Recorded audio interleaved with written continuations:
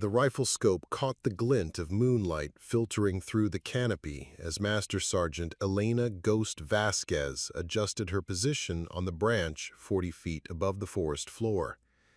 Her breathing had slowed to match the rhythm of the night wind, her heartbeat synchronized with the distant calls of nocturnal birds. Below, 3 enemy combatants moved through what they believed was secure territory, unaware that death watched them from the shadows above. A mosquito landed on Elena's neck, and she didn't brush it away. 40 feet below, 3 generations of a family shared a moment of perfect happiness in a world that had given them precious little to smile about. The mission brief had described Al-Rashid as a 37-year-old bomb maker. It had not mentioned that he was a father whose hands shook when he wasn't working with explosives, or that his daughter collected flowers and believed in butterflies with jeweled wings. Elena's spotter, Corporal Jake Morrison, whispered through the comm system, his voice barely a breath in her earpiece. "Ghost, you have a clear shot, wind steady, no thermals, green light." Morrison was good at his job, the best spotter she'd worked with in 8 years of operations. He could read atmospheric conditions like a meteorologist and had never missed a detail that affected a shot. But from his position 200 meters away, he couldn't see the child's face, couldn't witness the way Al-Rashid's entire being softened in her presence. "Copy," Elena whispered back, the word feeling like broken glass in her throat.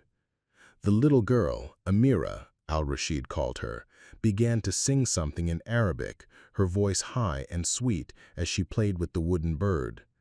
Her father and brothers listened with the rapt attention of an audience at Carnegie Hall, and Elena found herself holding her breath to catch every note.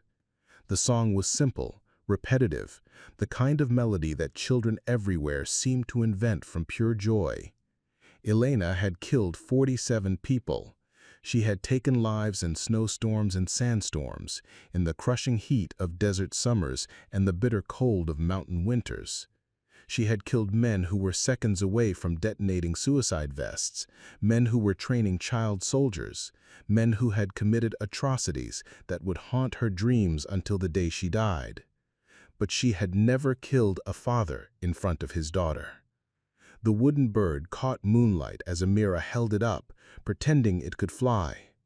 Al-Rashid reached out to guide her small hands, showing her how to make the toy soar and dive. His movements were patient, deliberate, filled with the careful love of a parent who knew that childhood was brief and precious. Elena's training manual had devoted exactly 3 paragraphs to the psychological challenges of eliminating targets in front of family members. The advice was clinical and brief. Focus on the mission objective, remember the enemy's crimes against American forces, complete the assignment, and seek counseling afterward if necessary. It had not prepared her for the reality of watching a terrorist become a father, of seeing a bomb maker transform into a man whose world revolved around a little girl's laughter. The comm crackled again. "Ghost, status report. You're holding position longer than usual." Morrison's voice carried a note of concern.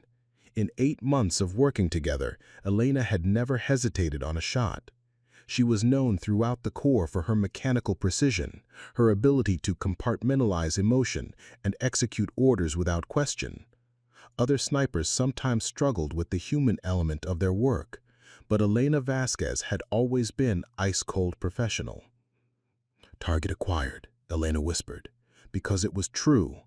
Al-Rashid remained in perfect position, his center mass exposed, the shot as clean as any she'd ever lined up. Waiting for optimal conditions. It was a lie, and Morrison would know it. Conditions were already optimal, had been optimal for the past 3 minutes, but her spotter was a good Marine who trusted her judgment, and he settled back into patient surveillance. Below, Amira had discovered something in the undergrowth that excited her, a cluster of phosphorescent fungi that glowed with ethereal blue light. She called her father over with urgent whispers, and Al-Rashid knelt beside her, his face illuminated by the natural bioluminescence. Together, they examined the tiny forest treasure, the terrorist and his daughter sharing a moment of wonder that transcended every briefing Elena had ever received about the nature of evil. Elena's finger remained on the trigger, frozen by a paralysis she had never experienced. She tried to focus on the intelligence reports, the photographs of mangled Humvees, the casualty lists that bore the names of Marines who would never see their own daughters grow up. But the images wouldn't stick. Instead, she found herself thinking about her own childhood, about the wooden toys her father had carved during his brief visits home between deployments. Amira began to gather the glowing fungi in her small hands, creating a bouquet of living light. Her father watched with the patience of a saint, occasionally murmuring guidance when she reached for specimens that might crumble at her touch. The two young men, her brothers, created a perimeter around the gathering, not for security, but to ensure their sister had space for her exploration. Elena shifted slightly, and a branch creaked beneath her weight. All three men froze instantly, their bodies transitioning from relaxed family members to combat-ready fighters in less than a second. Al-Rashid's hand moved toward the pistol at his hip, while his son scanned the canopy with the systematic precision of experienced guerrilla fighters. But Amira remained focused on her fungi, oblivious to the sudden tension. She began arranging her collection in patterns, humming the same simple melody she had sung earlier. Her innocence created a bubble of normalcy around her, and gradually the men relaxed back into their protective postures. "False alarm," Al-Rashid murmured in Arabic, though his eyes continued to sweep the forest floor. Elena remained motionless, every muscle locked in position. In her 8 years of active service, she had never been detected by a target, had never given away her position through carelessness. The creak of that branch represented a failure that could compromise not just this mission, but the safety of her entire unit. Yet as she watched Al-Rashid return his attention to his daughter, Elena found herself grateful for the near discovery. It had revealed something crucial about the man in her crosshairs. His reflexes were still sharp, his awareness complete, but his priority remained the child's safety and happiness. Even when he suspected danger, he hadn't grabbed Amira and fled. He had positioned himself to shield her while allowing her to continue her innocent exploration. The comm system crackled with Morrison's voice, more urgent now. "Ghost, we're approaching mission timeline limits. Command wants confirmation of target elimination within the next 10 minutes. 10 minutes. Elena's throat constricted around the number. In 10 minutes, she would either pull the trigger and end Mahmoud Al-Rashid's life, or she would abort the mission and face questions she wasn't prepared to answer. There was no protocol for a sniper who couldn't shoot because the target was being too good a father. She tried to imagine explaining her hesitation to Colonel Patricia Hayes, the commanding officer who had specifically requested Elena for this assignment. Hayes was a by-the-book Marine who had risen through the ranks during the height of the Iraq War, a woman who understood that difficult decisions were the price of command.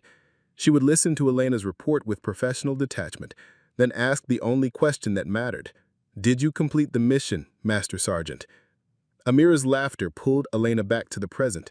The little girl had arranged her glowing fungi in the shape of a star, and her father was praising her artistic vision with the enthusiasm of a critic discovering a masterpiece. He produced a small digital camera from his pocket and began taking pictures, capturing her daughter's creation from multiple angles. The camera. Elena's blood turned to ice water as she realized the implications. Al-Rashid was documenting this moment, preserving it for a future that Elena's bullet would ensure he never saw. The photographs would outlive him, would become precious artifacts for a little girl trying to remember her father's voice, his smile, the way he celebrated her smallest achievements. Through the scope, Elena watched as Al-Rashid took a final photograph, then kneeled beside his daughter to show her the image on the camera's small screen. Amira clapped her hands with delight, seeing her forest art transformed into pixels and light. She posed next to her glowing star, and her father captured that moment too, his finger steady on the shutter button. Elena's own finger remained frozen on a different trigger, paralyzed by the recognition that she was about to create an orphan. Not an abstract casualty of war, not a statistical reduction in enemy capabilities, but a specific little girl who would wake up tomorrow wondering why her father never came home. The mathematics of warfare had never included such calculations. Elena could compute bullet trajectories and atmospheric interference with mathematical precision, but there was no equation for measuring the weight of a child's grief against the necessity of eliminating a bomb maker. No formula existed for balancing present innocence against future violence, paternal love against terrorist capability. Morrison's voice crackled through the comm again, carrying new tension. "Ghost, I'm reading movement from the south. Possible patrol 3 clicks out and closing. We need to execute or extract within the next 5 minutes." Elena's blood chilled further. A patrol meant additional enemy forces, possibly a full squad that could complicate their extraction route.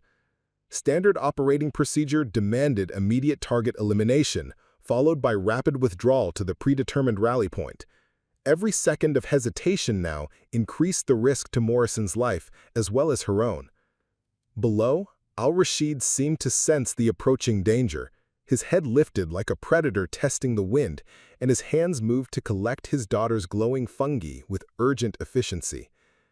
The family moment was dissolving into tactical awareness, but he maintained the gentle patience to avoid frightening Amira. "Time to go, little butterfly," he murmured in Arabic, lifting her into his arms. "The forest has other secrets to show us."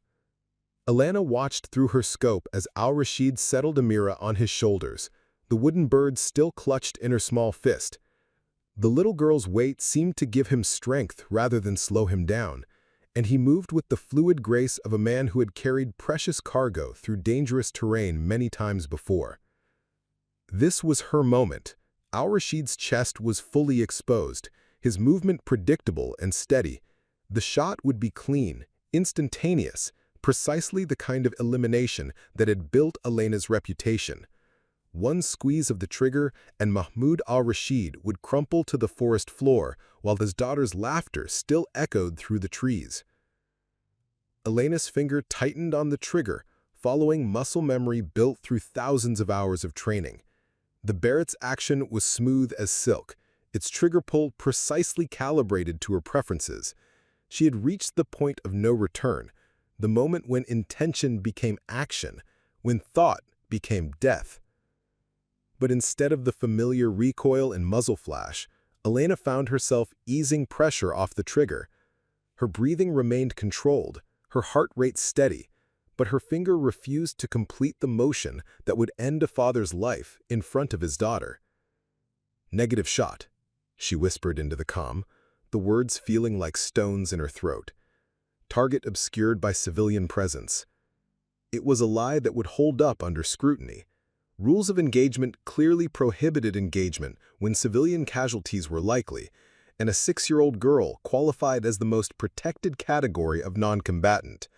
Elena was technically following protocol, even if her true motivation had nothing to do with official policy.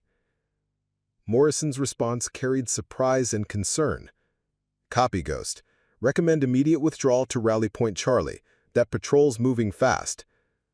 Elena began her descent from the tree with mechanical precision, muscle memory guiding her movements while her mind processed what she had just done.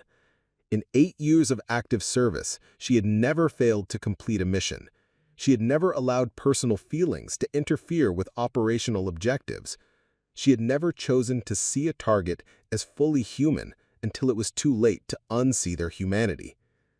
As her boots touched the forest floor, Elena caught one last glimpse of Al-Rashid and his family disappearing into the jungle shadows. Amira was still perched on his father's shoulders, the wooden bird held high like a banner of innocence in a world that had forgotten the meaning of the word. Elena melted into the undergrowth, becoming one with the shadows as she had been trained, but part of her remained in that moonlit clearing where a terrorist had become a father, and a routine assassination had transformed into a moment of moral reckoning. The mission was officially incomplete, the target still breathing, but Elena Vasquez, the ghost of the Marine Corps, had discovered something about herself that no amount of training had prepared her for. She was still human enough to hesitate when it mattered most. Elena's barracks room at Camp Pendleton felt smaller each night, the walls closing in like the sides of a coffin. 3 weeks had passed since the aborted mission in the jungle, 3 weeks of debriefings and psychological evaluations, and carefully worded reports that painted her hesitation as tactical prudence rather than moral paralysis. The official record stated that Master Sergeant Elena Vasquez had correctly identified an unacceptable risk of civilian casualties and followed proper engagement protocols. The unofficial reality was that the Corps' most decorated sniper had choked when it mattered most.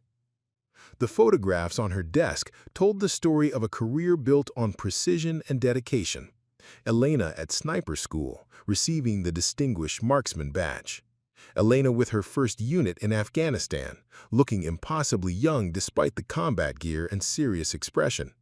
Elena receiving the Navy Cross from General Litkenzie, her face stoic as he praised her unwavering commitment to mission success and the safety of her fellow Marines. But tonight, the photograph that held her attention was different. A small digital print that Morrison had given her after their extraction. He had been documenting their overwatch position for mission analysis and had inadvertently captured the moment when Al-Rashid photographed his daughter with her glowing star of fungi. The image was grainy, taken through night vision equipment, but Elena could clearly see the tenderness in the man's posture as he knelt beside Amira. Elena had requested the photograph from Morrison without explanation, and he had provided it without question. It now sat beside her Purple Heart and Silver Star, a reminder of the target she couldn't eliminate and the questions she couldn't answer. Her daily routine had become a meditation on control and precision, an attempt to rebuild the mechanical certainty that had defined her identity for 8 years. Elena woke at 0430 hours, 30 minutes before Reveille, and began each day with a ritual that had remained unchanged since her first deployment. Physical training first, a 6-mile run that took her along the coastal trail, her pace steady as a metronome regardless of weather or mood. The Pacific Ocean stretched endlessly to the west, its surface sometimes mirror-smooth, sometimes churned by storms, but always present as a reminder of forces larger than human ambition. After the run came marksmanship practice at the rifle range, where Elena spent 2 hours daily maintaining the skills that had made her a legend among Marines worldwide. Her shooting remained flawless, group sizes that instructors used as examples for new students, precision that bordered on the supernatural. But something had changed in the mechanics of her craft. Where once she had found meditation in the rhythm of breathing and trigger control, now she found questions that had no easy answers. Staff Sergeant Rebecca Chen, the rangemaster, had noticed the subtle changes in Elena's routine.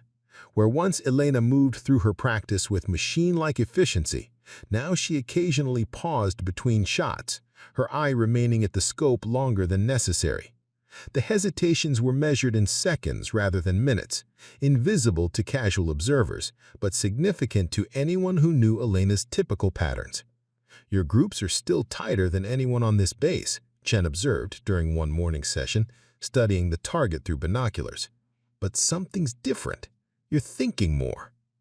Elena lowered her rifle and considered the statement. Thinking more. In sniper training, excessive thought was considered a liability, a source of hesitation that could compromise mission success. The perfect sniper operated on instinct refined through training, muscle memory developed through repetition, judgment calls made in fractions of seconds without conscious deliberation. "Maybe that's not a bad thing," Elena replied, surprising herself with the words. Chen raised an eyebrow. Elena Vasquez was known for many qualities: dedication, precision, unshakable calm under pressure, but philosophical reflection had never been among them. She was the Marine who provided solutions rather than questions, answers rather than speculation. "Want to talk about it?" Chen asked, settling beside Elena on the shooting mat. Elena considered the offer, weighing her words carefully. Rebecca Chen was a good Marine and a trusted colleague, but the questions Elena was wrestling with couldn't be shared without revealing classified details about operations that officially never happened. How could she explain that she was questioning the fundamental nature of her work without discussing the moment when a terrorist became a father, when duty became morally complex? "I've been thinking about precision, about what it means to be certain about something." Chen nodded thoughtfully. Certainty's overrated. I've been shooting for 15 years, and the more I learn, the more I realize how much I don't know. But we have to be certain, Elena continued. When you're looking at a target through a scope, when someone's life depends on your decision, uncertainty isn't an option. Maybe. Or maybe certainty and wisdom aren't the same thing. The conversation stayed with Elena as she continued her daily routines. Breakfast in the mess hall, where she sat with other NCOs and participated in the casual banter that bound military units together. The talk usually centered on sports, upcoming training exercises, complaints about administrative duties, the comfortable, mundane concerns of Marines between deployments.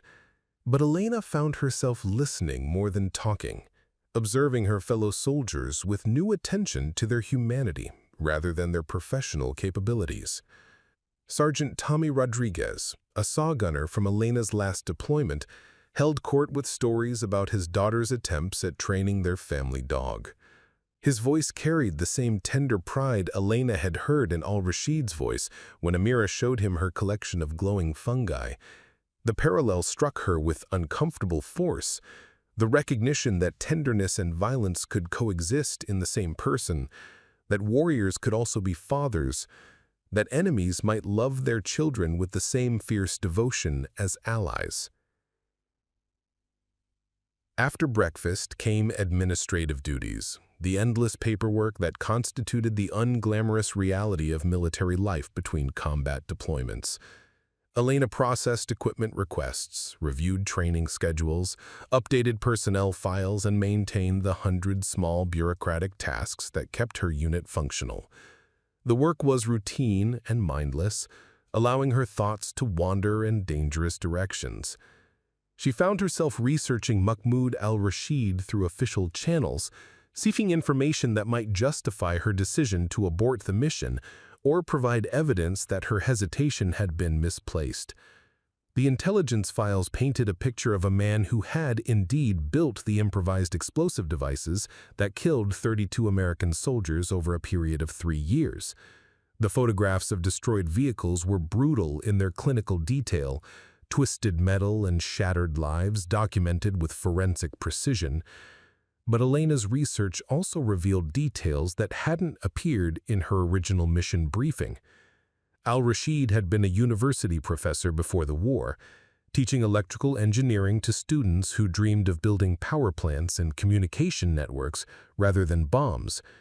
His transition to bomb-making had occurred after American forces accidentally destroyed his village school during a nighttime raid, killing 15 children, including his 6-year-old son, Omar.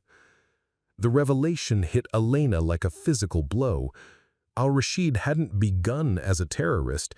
He had been created by the same conflict that had shaped Elena's career.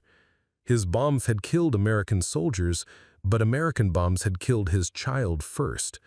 The cycle of violence stretched backward and forward in an endless chain of justified retribution, each side certain of their moral authority, each act of war creating new enemies who had their own children to mourn. Elena stared at the intelligence photograph of Omar Al-Rashid, a little boy whose smile was identical to his sister's Amira's, and understood that she was looking at the ghost that haunted his father's transformation from professor to bomb maker. The wooden bird that Al-Rashid had given to Amira was not just a toy, it was probably a memorial, a way of keeping his son's memory alive through his daughter's joy. The knowledge changed nothing about her mission parameters. Al-Rashid remained a legitimate target, his bomb-making skills a continuing threat to American forces, but it added context that no amount of training had prepared Elena to process. She was part of a machine that created the very enemies it sought to destroy, a warrior fighting a war that fed on its own violence.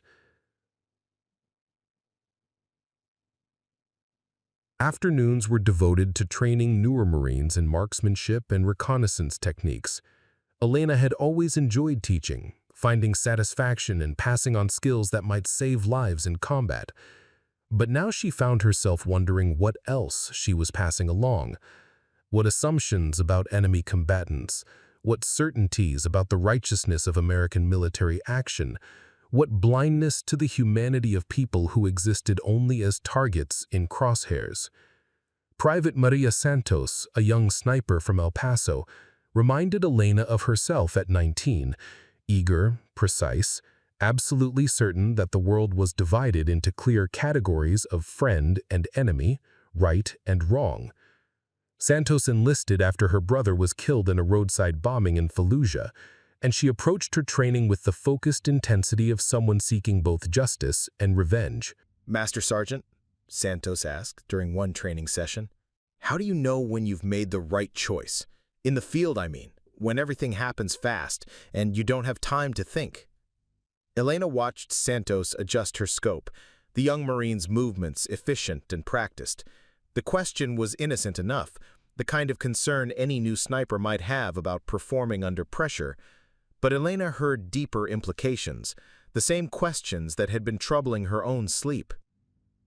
"You trust your training," Elena replied, giving the answer she had always given before. "You follow your rules of engagement, you focus on completing the mission and protecting your fellow Marines." It was the correct answer, the professional response that had guided Elena through dozens of successful operations, but as she spoke the words, she found herself wondering if they were still true, or if they had ever been adequate responses to the moral complexity of modern warfare. Santos nodded seriously, clearly memorizing the guidance. What if the training and the rules contradict each other? What if following orders means doing something that feels wrong? Elena felt a chill that had nothing to do with the California afternoon breeze. Santos was asking the question that Elena herself couldn't answer, voicing the doubt that had paralyzed her finger on the trigger 3 weeks ago. "That's why we have military lawyers and chaplains," Elena said carefully. "Complex ethical questions are above our pay grade. Our job is to be the best Marines we can be within the system we serve." Another correct answer, another professional deflection, but Elena could see that Santos wasn't satisfied, could recognize the same hunger for moral clarity that Elena had once possessed and recently lost. "Permission to speak freely, Master Sergeant." Elena nodded, curious about what the young Marine would reveal. "I've been reading about the war, not just the official briefings, but books by people who were there, journalists who covered the fighting. Some of them make it sound like the whole thing was a mistake, like we created more problems than we solved." Elena felt her chest tighten. Santos was walking down the same path of moral questioning that had begun Elena's current crisis of faith. The young Marine was discovering that wars weren't simple stories of good versus evil, that military actions had consequences that extended far beyond their immediate tactical objectives. "Private Santos," Elena said firmly, "our job isn't to make policy decisions about the wisdom of military interventions. Our job is to serve our country with honor and protect our fellow Marines. Everything else is politics, and politics is for politicians." Santos nodded reluctantly, but Elena could see that the questions hadn't been answered, only postponed. The young Marine would continue reading, continue questioning, continue wrestling with the gap between military idealism and geopolitical reality. Elena recognized the process because she was living it herself. Evenings were the most difficult part of Elena's routine. After official duties ended, she was left alone with her thoughts and the photograph of Al-Rashid kneeling beside his daughter. She had developed a habit of walking the base perimeter at sunset, following the chain-link fence that separated Camp Pendleton from the civilian world beyond. The fence was both symbolic and practical, a reminder that military life existed apart from the mainstream society it served, that warriors operated according to different rules and moral frameworks than civilians. But Elena found herself wondering whether the separation was healthy, whether professional soldiers needed more contact with the people they protected rather than less. Preparing and narrating this type of story took us long efforts and hard work, so if you are enjoying this story, please consider subscribing to our channel. Children from nearby neighborhoods sometimes gathered at the fence, watching Marines train and play. their faces pressed against the chain links with innocent curiosity, and Elena often paused to wave or share a brief conversation. The children saw her uniform and rank insignia and assumed she was a hero, someone who fought bad guys and protected good guys with clear moral authority. "Are you a real soldier?" a little girl asked one evening, her voice filled with admiration. Elena knelt beside the fence, studying the child's face. She was perhaps 6 years old, the same age as Mahmoud Al-Rashid, with bright eyes and a smile that could illuminate the darkest night. The question seemed simple enough, but Elena found herself struggling to provide an honest answer. "I'm a Marine," Elena replied carefully. "We're different from soldiers, but we do similar work." "Do you fight bad guys?" Elena hesitated, thinking about Mahmoud Al-Rashid and the chain of violence that had transformed a university professor into a bomb maker. The cycle was heartbreakingly familiar. Trauma creating hatred, hatred justifying violence, violence creating new trauma that perpetuated the cycle indefinitely. "We try to keep people safe," Elena said finally, which was both true and completely inadequate. The child seemed satisfied with the answer, chattering about her plans to become a Marine when she grew up, so she could protect people too. Elena listened with growing discomfort, recognizing the same idealism that had driven her own enlistment, the same certainty about moral purpose that was now crumbling under the weight of experience. Later that evening, Elena sat in her room with the intelligence file on Al-Rashid spread across her desk. She had read every document dozens of times, memorizing details that painted a picture of a man who had lost everything and chosen violence as his response to grief. The cycle was heartbreakingly familiar. Trauma creating hatred, hatred justifying violence, violence creating new trauma that perpetuated the cycle indefinitely.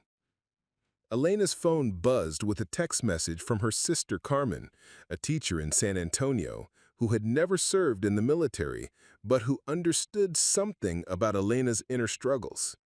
The message was simple: "Thinking about you. Call when you can." Elena stared at the phone for a long time before typing a response. Carmen represented the civilian world that Elena had left behind when she enlisted, the life of ordinary moral complexity rather than life-and-death decision-making. But Elena wasn't sure she could bridge the gap between her military experience and civilian understanding. Wasn't sure her sister could comprehend the weight of holding another person's life in the crosshairs of a rifle scope. "I'm okay," Elena typed, which was both a lie and the only answer she could give. The response came immediately. "That's what you always say. Doesn't mean it's true." Elena turned off the phone without replying. Carmen's concern was genuine and loving, but it came from a world where moral questions had the luxury of extended consideration, where decisions didn't have to be made in split seconds with lives hanging in the balance. Elena had spent 8 years living in a different reality, one where hesitation could mean death for the Marines who depended on her precision. But as she prepared for sleep, Elena found herself wondering if that reality was as clear-cut as she had always believed. The photograph of Al-Rashid and Amira remained on her desk, a reminder that enemies could also be fathers, that precision wasn't the same as wisdom, that some questions couldn't be answered with bullets, no matter how perfectly aimed. Tomorrow would bring another day of routine and training, another opportunity to rebuild the mechanical certainty that had defined her identity. But Elena suspected that something fundamental had changed in that jungle clearing 3 weeks ago, something that couldn't be repaired through repetition and discipline alone. She was still the Corps' most precise sniper, still capable of eliminating targets at impossible distances under extreme conditions. But she was no longer certain that precision was enough, no longer sure that following orders was the same as doing right, no longer convinced that the world could be divided into clear categories of friend and enemy, good and evil, us and them. The ghost of the Marine Corps had discovered that the most dangerous enemy wasn't the one in her crosshairs. It was the doubt that whispered questions about the righteousness of pulling the trigger, the humanity that refused to be suppressed by training and discipline alone, the growing certainty that some of the people she had killed might have been fathers too. The briefing room at Camp Pendleton buzzed with the controlled tension that preceded every special operations deployment. Elena sat in the front row beside Morrison, her notepad open to a blank page that would soon be filled with target locations, extraction routes, and rules of engagement that might determine whether she slept peacefully or stared at the ceiling for another month. Colonel Patricia Hayes stood at the front of the room, her laser pointer tracing paths across satellite imagery of terrain that looked disturbingly familiar. "Operation Silent Thunder," Hayes announced, her voice carrying the authority of someone who had planned these briefings dozens of times before. 18 confirmed targets across 6 locations, all high-value individuals associated with the same network we've been tracking for the past 8 months. Elena's blood turned to ice as the first target photograph appeared on the projection screen. Mahmoud Al-Rashid's face filled the display, the same intelligent eyes and graying beard she had observed through her rifle scope 3 weeks ago. But this wasn't the tender father she remembered. This was the official enemy portrait, cropped and enhanced to emphasize the hardness in his expression, the danger he represented to American forces. "Target Alpha," Hayes continued, her voice clinical and detached. "Confirmed bomb maker responsible for 32 KIA over 3 years of operations. Recent intelligence suggests he's training a new generation of bomb makers, including family members. Priority 1 elimination." Morrison leaned over to whisper, "Looks like you get a second chance at your ghost, Elena." Elena nodded mechanically, but her mind was reeling. Training family members. The intelligence could mean many things. Teaching bomb-making to distant relatives, recruiting neighborhood children, passing skills to other terrorist cells. But Elena's first thought was of 2 young men who had stood guard while their father shared a moment of wonder with his daughter, who had smiled at a little girl's innocent discoveries with the warmth of protective brothers. But as she looked at the photographs of Al-Rashid's sons, Elena found herself remembering their faces in the moonlight, the way they had created a protective perimeter around their sister's exploration, the easy warmth in their voices as they participated in a family moment of pure joy. The intelligence photographs showed hardened fighters with dead eyes and tactical gear, but Elena's memory provided different images, young men who had laughed at their sister's butterfly stories and listened to her sing with the patience of devoted brothers. "Master Sergeant Vasquez," Hayes called, and Elena snapped to attention. "You'll be taking point on Target Alpha. Your familiarity with his operational patterns makes you the logical choice." Elena felt every eye in the briefing room turn toward her. Her reputation for precision and reliability had made her the obvious selection for the most important target, the bomb maker whose elimination would cripple the entire network. It was an honor that should have filled her with professional pride, recognition of her skills and dedication. Instead, she felt trapped by the weight of expectation and the crushing awareness that she would once again be staring at Mahmoud Al-Rashid through a rifle scope, once again faced with the decision to squeeze the trigger or abort the mission. "Understood, Colonel," Elena replied, her voice steady despite the turmoil in her chest. The briefing continued for another hour, covering contingencies and communication protocols, extraction procedures and rules of engagement. Elena took notes with mechanical precision, recording information that her training demanded she memorize, even as her mind struggled with implications that her training had never addressed. After the briefing ended, Elena found herself alone in the parking lot with Morrison, both of them processing the enormity of the upcoming operation. Morrison was a good spotter and a better friend, someone who had shared dozens of dangerous missions without ever questioning Elena's judgment or reliability. "Are you okay, Ghost?" Morrison asked, studying Elena's face with the careful attention he usually reserved for atmospheric conditions and wind patterns. "You seemed distant during the briefing." Elena considered how much she could reveal without compromising operational security or her own professional standing.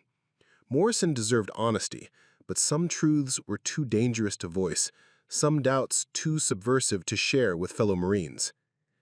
"Just thinking about the complexity," Elena said finally. "Simultaneous strikes, multiple targets, high probability of complications." Morrison nodded, but his expression remained concerned. "Elena, if something's bothering you about this operation, you need to speak up now. Once we're in the field, there's no room for hesitation." The words hit Elena like a physical blow. Morrison was right. Operational success depended on every team member performing their role without question or doubt. Elena's hesitation 3 weeks ago could be explained as tactical caution, but any sign of wavering during Operation Silent Thunder would danger not just her mission, but the lives of Marines across 6 different target locations. "I'm solid," Elena lied, giving Morrison the reassurance he needed to hear. "Good, because that son of a bitch Al-Rashid has had 3 weeks to plan new attacks, 3 weeks to train more bomb makers, 3 weeks to kill more Americans. This operation is going to save lives, Elena, American lives." Elena nodded and excused herself, walking across the base with mechanical steps that carried her toward the rifle range without conscious decision. She needed to shoot, needed to feel the familiar rhythm of breathing and trigger control, needed to rebuild the mental discipline that had been eroding since that night in the jungle. Staff Sergeant Shen was securing equipment when Elena arrived, preparing to close the range for the evening. But she took one look at Elena's face and began unlocking the rifle safes without question. "Rough briefing?" Shen asked, pulling Elena's customized Barrett from its storage case. 18 targets, Elena replied, settling into her shooting position with practiced efficiency. Coordinated strikes across 6 locations. The conversation was interrupted by the arrival of Private Santos, who approached the firing line with the eager intensity of someone seeking additional training time. Elena noticed that Santos had been spending increasing amounts of time at the rifle range, pushing herself to match Elena's level of precision with the dedication of someone trying to prove something important. "Master Sergeant, permission to join evening practice?" Santos asked, her voice carrying the respectful formality of a junior Marine addressing a senior NCO. Elena nodded, curious about what Santos hoped to accomplish through additional training. The young Marine was already shooting well above standard requirements, demonstrating skill levels that placed her in the top 5% of military snipers. Santos settled into shooting position with fluid grace, her movements economical and precise. Elena watched the younger Marine's technique with professional interest, noting the similarities to her own approach and the subtle differences that reflected individual style and experience. "Private Santos," Elena called, after Santos had fired several rounds with impressive accuracy. "What are you hoping to achieve through this additional training?" Santos paused, considering her answer carefully. "I want to be ready for whatever comes next, Master Sergeant. I want to be certain that when the moment comes, I won't hesitate." The words struck Elena with uncomfortable force.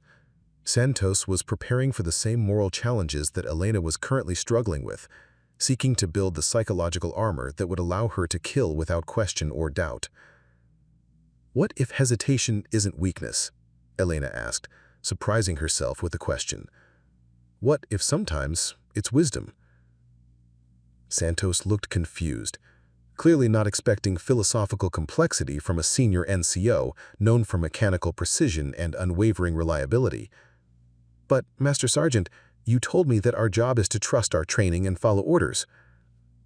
Elena felt trapped by her own previous guidance, by the professional expectations that demanded consistency and certainty from military leaders. Santos was seeking the same moral simplicity that Elena had once possessed and recently lost, the comfortable certainty that enemies were enemies and killing them was always justified. "Sometimes the job is more complicated than that," Elena said carefully, aware that her words were walking a dangerous line between honest guidance and subversive doubt. Chen intervened with the authority of someone who had watched too many good Marines destroy themselves through excessive introspection. "Private Santos, Master Sergeant Vasquez is testing your commitment to professional standards. The answer she's looking for is that Marines follow orders and trust the chain of command." Santos nodded eagerly, clearly grateful for guidance that restored moral simplicity. "Yes, Staff Sergeant, Marines follow orders." Elena wanted to correct Chen's interpretation, to explain that she hadn't been testing Santos, but genuinely questioning the adequacy of simple obedience in complex moral situations. But she recognized that such clarification would only increase doubts in a young Marine who needed confidence rather than philosophical uncertainty. The training session continued in uncomfortable silence. Each Marine focused on their individual shooting while processing larger questions about duty, morality, and the price of precision. Elena's shots remained technically perfect, but she found no satisfaction in the mechanical accuracy that had once defined her professional identity. Later that evening, Elena sat alone in her quarters with the mission folder for Operation Silent Thunder spread across her desk. The official photographs of Al-Rashid and his sons stared back at her, official portraits that emphasized their danger to American forces while ignoring their humanity as fathers, sons, and brothers. Elena opened her laptop and began researching the broader context of the terrorist network they were planning to eliminate. Official intelligence reports provided tactical information about weapons caches, communication methods, and operational patterns. But Elena found herself looking deeper, seeking information about the people behind the targets rather than just their military capabilities. What she discovered was a pattern of tragedy that extended far beyond simple good versus evil narratives. Al-Rashid's network had indeed killed 32 American soldiers, but American operations had killed 47 members of their extended families over the same time period. Each terrorist attack had been answered with military strikes that created new grievances, new motivations for revenge, new recruits for the very organization they sought to destroy. Elena stared at a photograph of a destroyed wedding party, victims of an American drone strike that had been targeting a suspected terrorist gathering.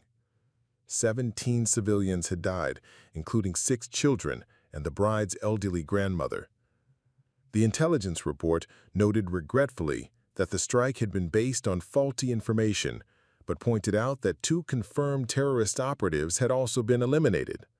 One of those operatives had been Al-Rashid's nephew, a young man who had been attending his cousin's wedding when the missile struck. Elena studied the casualty reports and realized that the wedding massacre had occurred 3 months before Al-Rashid began building bombs, 3 months before a university professor transformed into a terrorist seeking revenge for his nephew's death. The cycle of violence stretched backward and forward in an endless chain of justified retribution. American soldiers died from Al-Rashid's bombs, so Al-Rashid had to die. But Al-Rashid's bombs existed because American bombs had killed his family, which had happened because other terrorists had killed American soldiers, which had occurred because American policies had created conditions that bred terrorism. Elena closed the laptop, overwhelmed by the complexity of moral questions that her training had never addressed. She was a technical specialist in the application of precision violence, but the precision of her bullets couldn't solve the fundamental problem of violence itself. Each perfect shot created new grievances that would eventually require more perfect shots. Each successful elimination generating new enemies who would require future elimination by future Marines. Her phone buzzed with the message from Morrison. Pre-deployment briefing at 0600 tomorrow. Get some sleep, Ghost. Big day coming. Elena stared at the message for a long time before responding with the simple, Roger.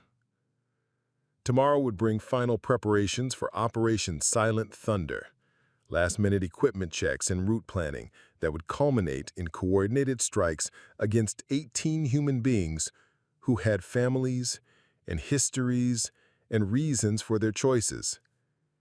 Elena understood that military necessity demanded their elimination, that tactical success required their deaths, that American lives depended on the precision of her rifle and the steadiness of her trigger finger.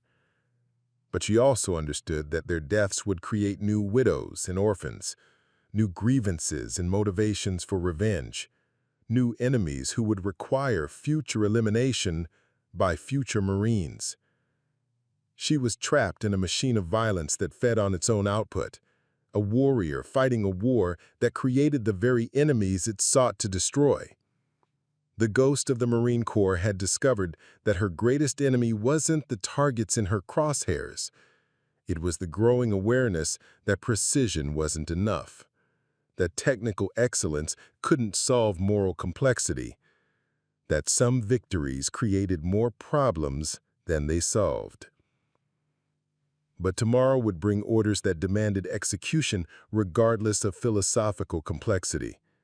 Elena would deploy to the field with her customized Barrett and her enhanced optics, would line up perfect shots on targets who deserved to die according to every tactical assessment. She would pull the trigger because Marines followed orders, because American lives depended on her precision, because the alternative to action was paralysis. The only question was whether she could pull the trigger while still seeing her targets as human beings rather than abstract threats, whether she could kill while acknowledging the moral complexity of killing, whether she could remain effective while accepting that effectiveness wasn't the same as righteousness.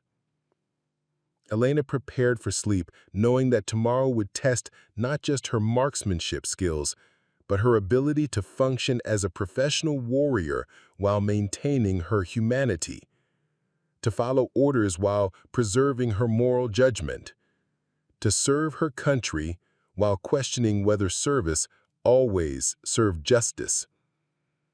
The photograph of Al-Rashid in a mirror remained on her desk, a reminder that enemies could also be fathers, that precision shots had imprecise consequences, that every perfectly aimed bullet carried implications that extended far beyond its immediate target.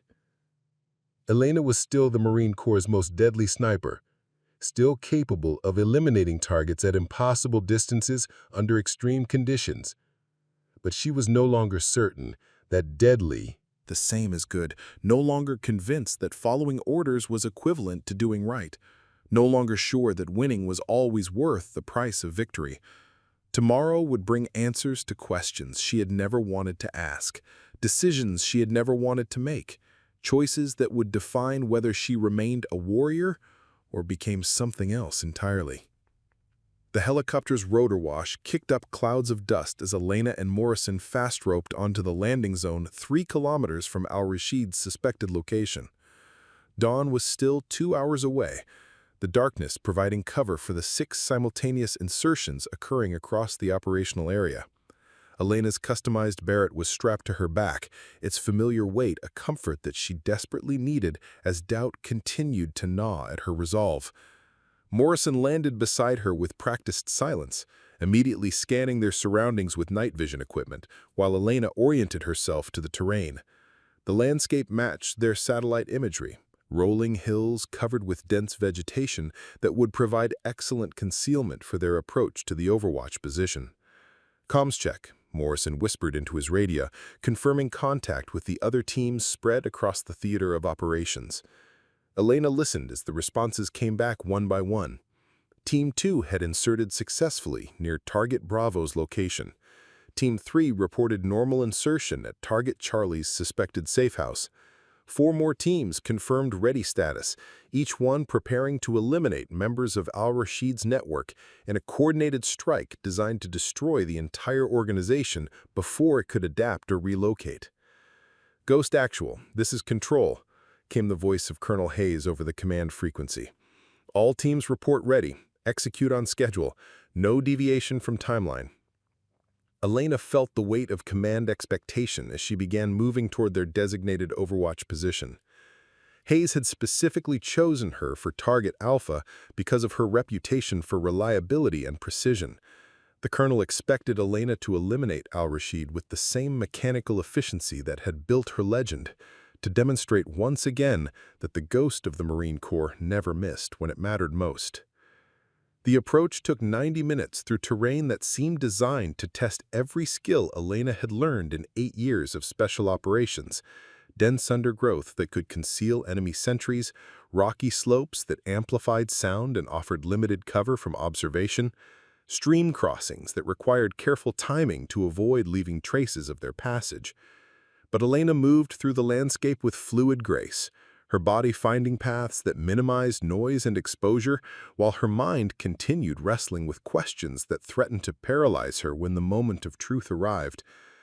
Each step carried her closer to another confrontation with Mahmoud Al-Rashid, another moment when she would have to choose between following orders and following her conscience. Morrison proved why he was considered one of the Corps' best spotters, navigating the complex terrain while continuously scanning for threats and updating Elena on atmospheric conditions that would affect her shot. His presence was reassuring, a reminder that she wasn't alone in the field, regardless of how isolated she felt by her moral struggles. They reached the overwatch position as the eastern horizon began to show the faint gray light that preceded dawn. Elena settled into shooting position with practiced efficiency, assembling her rifle and calibrating her scope, while Morrison established communication with command and began documenting environmental conditions. The target building sat in a small valley 800 meters away, a modest structure that appeared to serve as both residence and workshop based on intelligence reports.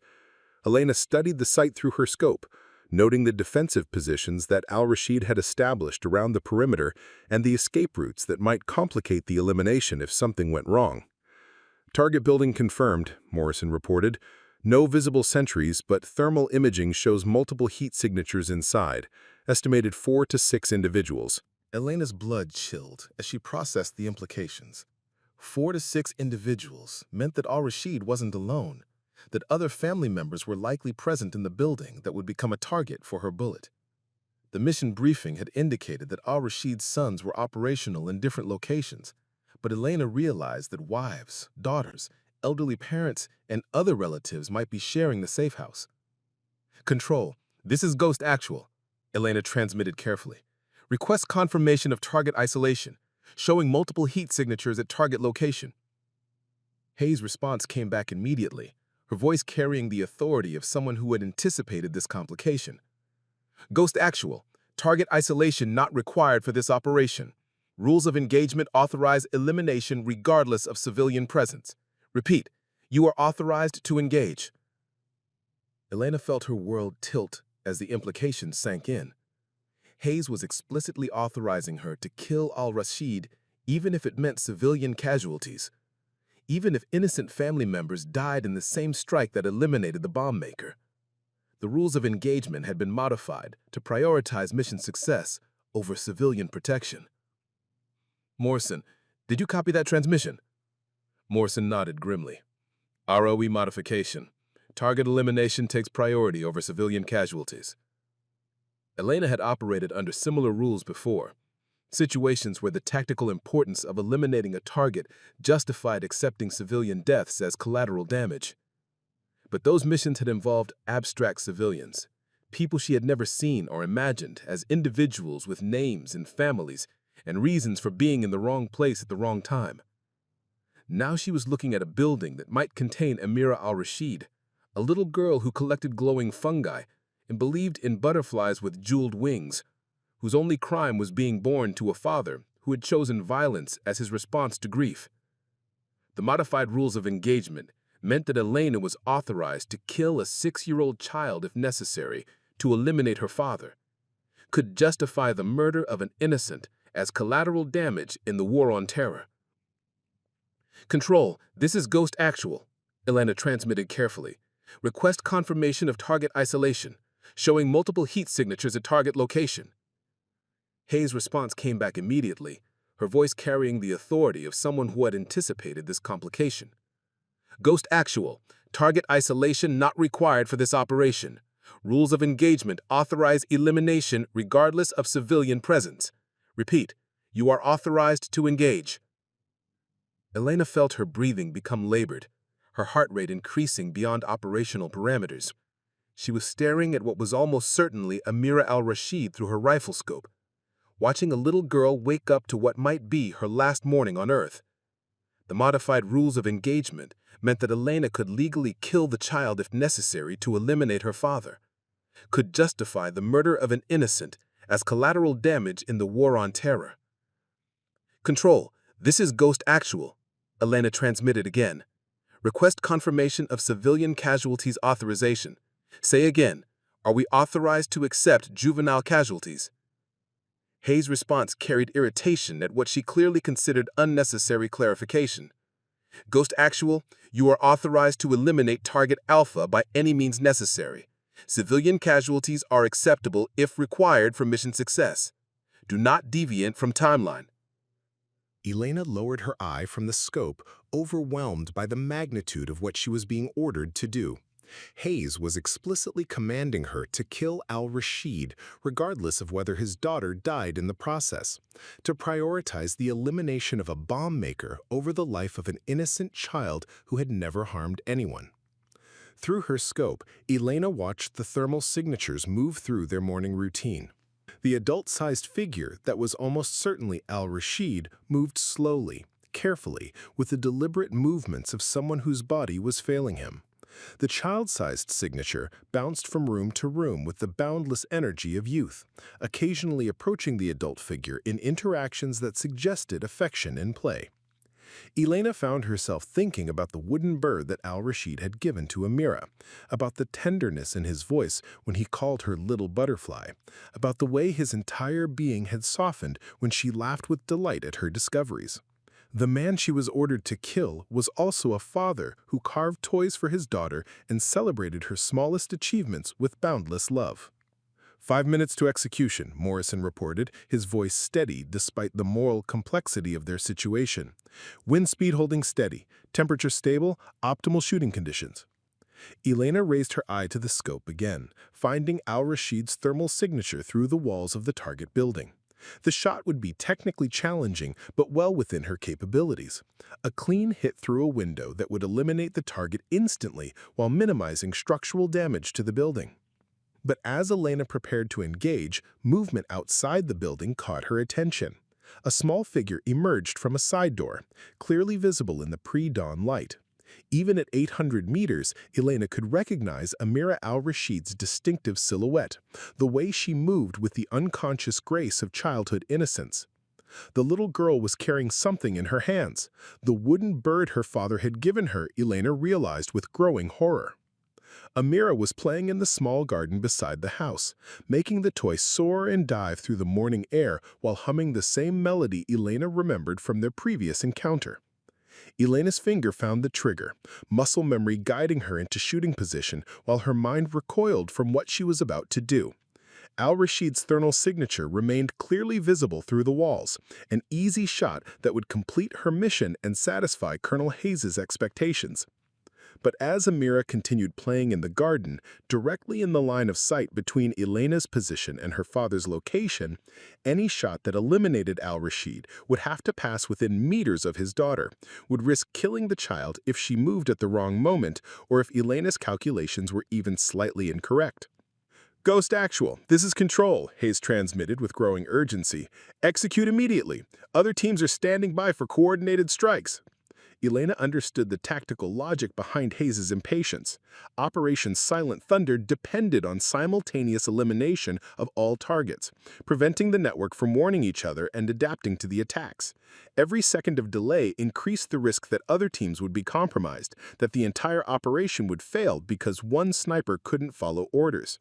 But Elena also understood that she was being ordered to take a shot that might kill a 6-year-old girl, to prioritize tactical success over the life of an innocent child who had never chosen to be part of her father's war. The modified rules of engagement meant that Amira's death would be classified as acceptable collateral damage, a regrettable but justified casualty in the fight against terrorism. Through her scope, Elena watched as Al-Rashid emerged from the house to join his daughter in the garden. He moved carefully, his body language suggesting the chronic pain of someone whose health was deteriorating rapidly. But his face transformed when he saw Amira playing with the wooden bird, becoming radiant with paternal pride and love. Elena had a perfect shot. Al-Rashid was completely exposed, standing motionless as he watched his daughter play. The range was well within her capabilities, the atmospheric conditions were ideal, and her target was presenting center mass with no obstructions or complications. Except for the little girl, who continued playing within the potential blast radius, whose life depended on Elena's decision to follow orders or follow her conscience. whose death would satisfy military necessity while destroying Elena's ability to live with herself. 30 seconds to execution, Morrison reported, his voice carrying new tension as he recognized Elena's continued hesitation. Elena's training screamed at her to take the shot, to trust her skills and complete the mission that 30 other Marines were depending on. Al-Rashid was a confirmed terrorist whose bombs had killed 32 American soldiers. His elimination would save countless lives, would disrupt a network that trained new bomb makers, would achieve a tactical victory that justified accepting civilian casualties. But as Elena prepared to squeeze the trigger, she found herself remembering Private Santos's question about knowing when you've made the right choice. Santos had been seeking moral clarity in a profession that often demanded moral compromises, looking for certainty in situations where certainty was a luxury that warriors couldn't afford. Elena realized that she was facing the same question from the opposite direction. She had spent 8 years certain of her moral authority, convinced that following orders was equivalent to doing right, secure in the knowledge that her precision served justice. But now she understood that precision wasn't the same as righteousness, that technical excellence couldn't solve ethical complexity, that some orders demanded choices between competing values that couldn't be reconciled through training or discipline. "Execute now," Hayes commanded through the radio, her voice carrying the fury of someone whose carefully planned operation was being compromised by a sniper's unexpected attack of conscience. Elena's finger tightened on the trigger, following muscle memory developed through thousands of hours of training and dozens of successful operations. The Barrett's action was smooth as silk, its trigger pull precisely calibrated to her preferences. She had reached the point of no return, the moment when intention became action, when thought became death. But instead of completing the trigger pull, Elena found herself easing pressure off the mechanism. Her breathing remained controlled, her position stable, but her finger refused to complete the motion that would send a bullet toward a target who was standing beside his daughter. Through the scope, Elena watched as Al-Rashid knelt beside Amira, pointing out something in the garden that had caught his attention. The little girl followed his gaze with rapt interest, then broke into delighted laughter as she discovered whatever treasure he had spotted. Their interaction was tender and natural, the kind of moment that defined the relationship between fathers and daughters everywhere. Elena understood that she was witnessing Al-Rashid's last morning with his daughter, the final hours of a relationship that American bullets would soon destroy. Whether Elena pulled the trigger or another sniper completed the mission, Amira Al-Rashid would soon learn what it meant to be an orphan in a world that had shown her little mercy.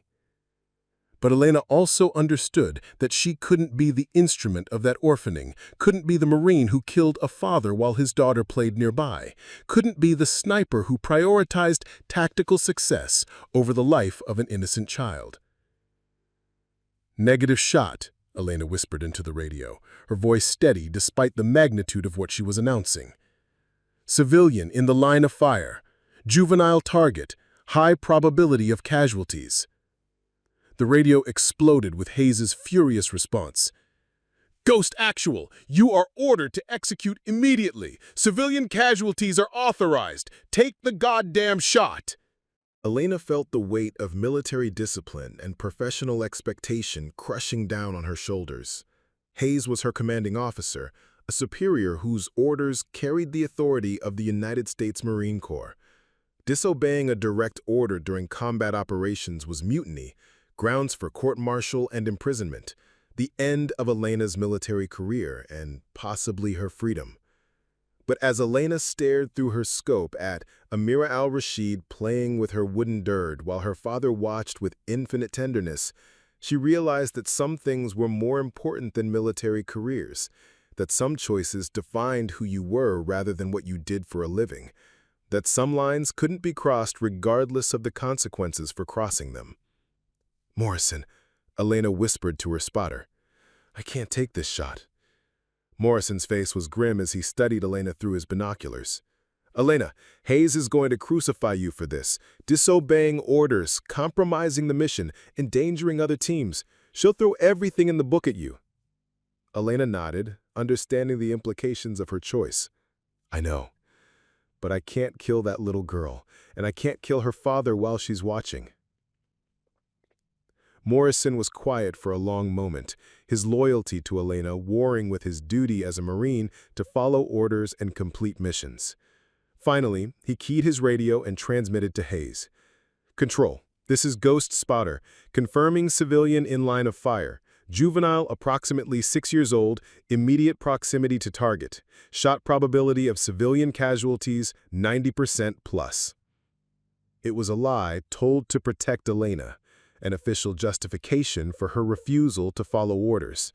Morrison was risking his own career to provide cover for Elena's moral stand, creating a paper trail that might survive the inevitable investigation into the mission's failure. Hayes's response was immediate and volcanic. "Ghost Team, you're ordered to find an alternative shooting position and execute within 60 seconds. Other teams are compromised by your delays." Elena began packing her equipment with rapid efficiency, recognizing that the mission was lost and extraction was now their primary objective. She had failed to eliminate Target Alpha, had compromised Operation Silent Thunder through her refusal to accept civilian casualties, had potentially endangered every other Marine participating in the coordinated strikes. But she had also refused to become the kind of warrior who prioritized tactical success over innocent life, who followed orders without regard for moral complexity, who killed children in the name of national security. As Elena and Morrison began their withdrawal from the Overwatch position, Elena caught one last glimpse of Al-Rashid and Amira through her scope. The father and daughter were walking hand in hand toward the house, the wooden bird still clutched in Amira's free hand. They moved with the unhurried contentment of people who had all the time in the world, unaware that American snipers had spent the morning debating whether they deserved to live. Elena lowered her rifle and followed Morrison into the jungle, leaving behind the target she couldn't kill and the certainty she had once possessed about the righteousness of following orders. She was no longer the ghost of the Marine Corps, no longer the precision instrument that eliminated America's enemies without question or doubt. She was something new and uncertain, a warrior who had discovered that some victories weren't worth winning, that some orders couldn't be followed, that some lines couldn't be crossed regardless of the tactical advantages on the other side. The radio crackled with updates from other teams as Elena and Morrison moved toward their extraction point. Team 2 had successfully eliminated Target Bravo. Team 3 reported mission complete at Target Charlie's location. 4 more confirmations of successful strikes, tactical victories that would disrupt Al-Rashid's network and save American lives. But Elena felt no satisfaction in the news, no sense that justice had been served or enemies defeated.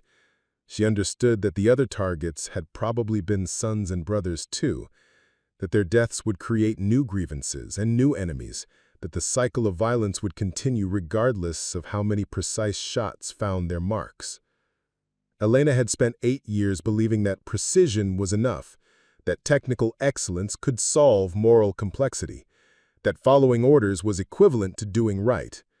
But she had discovered that some problems couldn't be solved with bullets, no matter how perfectly aimed. That some enemies were created by the very violence intended to destroy them, that some choices demanded more than professional competence. She was still the most skilled sniper in the Marine Corps, still capable of impossible shots under extreme conditions. But she was no longer willing to use that skill without considering the full implications of pulling the trigger. No longer convinced that military necessity justified any action. No longer certain that winning was always worth the price of victory. The ghost of the Marine Corps had discovered her humanity, and that discovery would change everything about who she was and what she was willing to do in the name of serving her country. The court-martial proceedings began 3 weeks after Operation Silent Thunder, held in a sterile conference room at Camp Pendleton, where Elena's military career would be dissected with the same clinical precision she had once applied to eliminating targets. Colonel Hayes sat at the prosecutor's table, her uniform crisp and her expression coldly professional as she prepared to destroy the reputation of the Marine she had once considered her most reliable sniper. Elena wore her dress blues for what would likely be the last time, the ribbons and decorations on her chest representing 8 years of service that would soon be overshadowed by a single moment of moral conscience. The Navy Cross gleamed beside her Purple Heart and Silver Star, awards that had once filled her with pride, but now felt like artifacts from a different person's life. The charges were comprehensive and damning: willful disobedience of orders, conduct prejudicial to good order and discipline, failure to complete assigned mission objectives, and endangering fellow Marines through tactical incompetence. Each specification carried the potential for years in military prison, the complete destruction of Elena's civilian prospects, and the eternal shame of being the sniper who broke under pressure when her country needed her most. Major Patricia Reeves, Elena's appointed military defense counsel, had advised pleading guilty to lesser charges in exchange for a reduced sentence and administrative discharge. The evidence was overwhelming, the precedent clear, and the military justice system unforgiving toward Marines who placed personal conscience above operational necessity. But Elena had refused the plea bargain, insisting on a full court-martial that would create an official record of her reasons for disobeying orders. She wanted the military justice system to grapple with the moral complexity of modern warfare, to acknowledge that some orders demanded choices between competing values that couldn't be reconciled through discipline and training. The prosecution will demonstrate that Master Sergeant Vasquez willfully and deliberately violated direct orders during a combat operation, Hayes announced in her opening statement, her voice carrying the authority of someone who had never questioned the righteousness of following orders. Her actions endangered the lives of 30 other Marines, compromised a critical operation against enemy forces, and violated the fundamental principles of military discipline that bind our Corps together. Elena listened to Hayes's methodical destruction of her character and career with the same detachment she had once felt while watching targets through rifle scopes. The colonel was technically correct about every accusation. Elena had disobeyed orders, had compromised the mission, had placed her personal judgment above military necessity. But Hayes's presentation ignored the moral complexity that had paralyzed Elena's trigger finger, the human cost of following orders without question, the possibility that some victories weren't worth winning. Morrison was called as the first witness, his testimony crucial to establishing the facts of Elena's disobedience. He took the stand with obvious reluctance, torn between loyalty to his spotter partner and duty to the Marine Corps that had shaped both their careers. "Colonel Morrison," Hayes began, "please describe Master Sergeant Vasquez's behavior during the final phase of Operation Silent Thunder." Morrison's voice was steady but strained as he recounted the events in the Overwatch position. Master Sergeant Vasquez had a clear shot at Target Alpha. Environmental conditions were optimal. Target was exposed and stationary. Mission parameters were within normal operational standards. A mosquito landed on Elena's neck, and she didn't rush it away. 40 feet below, 3 generations of a family shared a moment of perfect happiness in a world that had given them precious little to smile about. The mission brief had described Al-Rashid as a 37-year-old bomb maker. It had not mentioned that he was a father whose hands shook when he wasn't working with explosives, or that his daughter collected flowers and believed in butterflies with jeweled wings.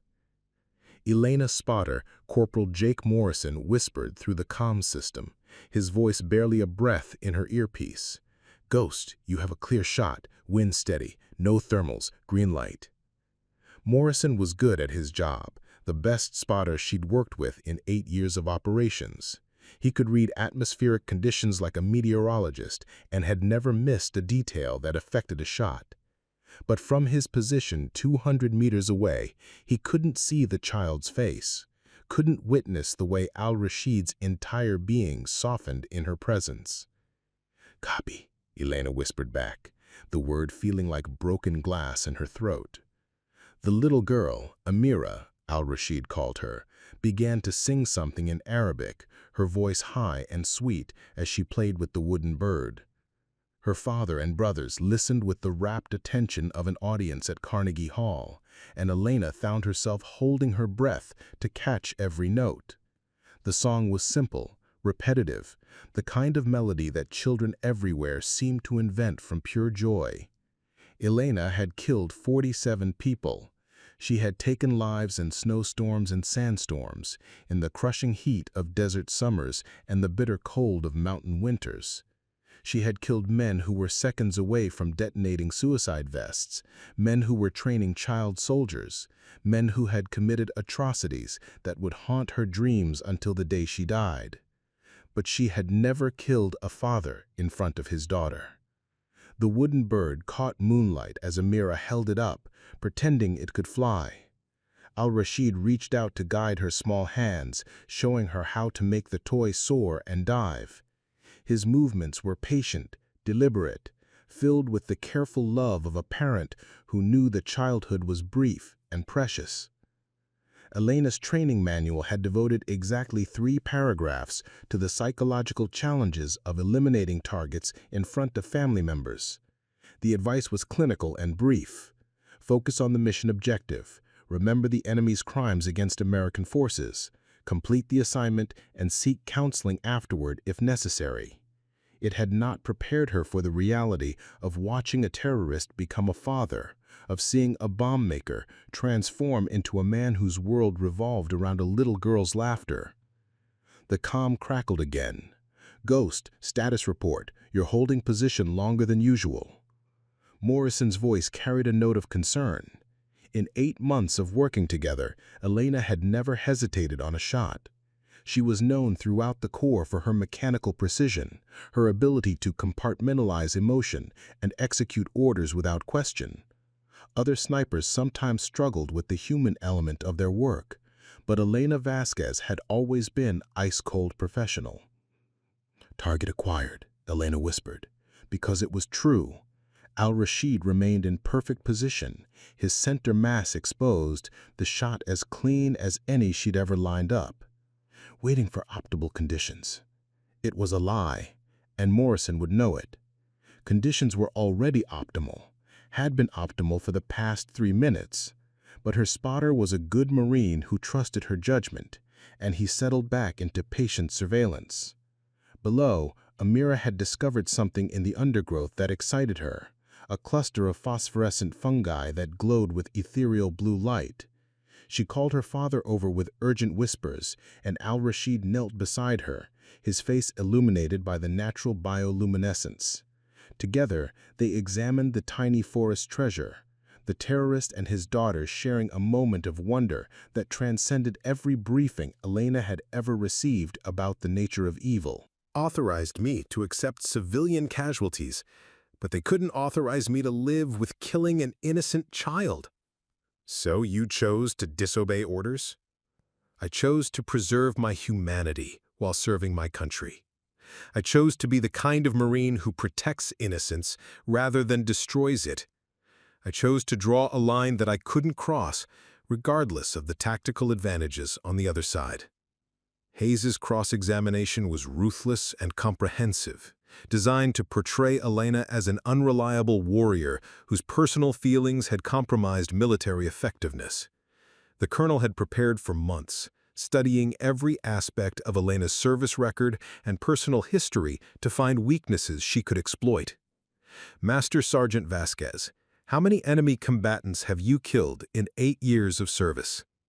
Elena felt the weight of every life she had taken, every face she could still see in her dreams, every family that had been orphaned by her precision. 47 confirmed eliminations. And how many of those targets were eliminated despite civilian presence in the operational area? The question cut to the heart of Hayes's case. Elena had indeed completed missions where civilian casualties were possible, had followed orders that prioritized tactical success over perfect moral clarity. Her previous compliance made her current disobedience appear arbitrary and unprofessional. 12 operations involved potential civilian casualties, Elena admitted. So you were capable of following orders and accepting civilian risk when it served operational objectives. What made this particular target different?